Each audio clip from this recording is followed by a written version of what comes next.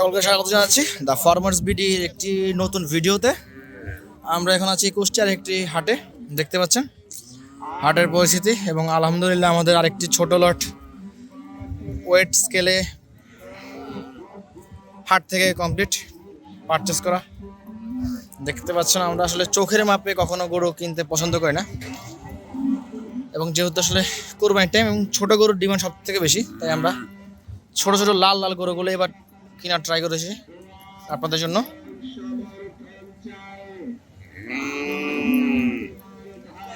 ইনশাল্লাহ আগামীকাল এই প্রত্যেকটি গরু আপনারা আমাদের ঢাকা ব্রাঞ্চে পেয়ে যাবেন। আপনাদের সকলকে ঢাকা ব্রাঞ্চে আসার দাওয়াত রইল।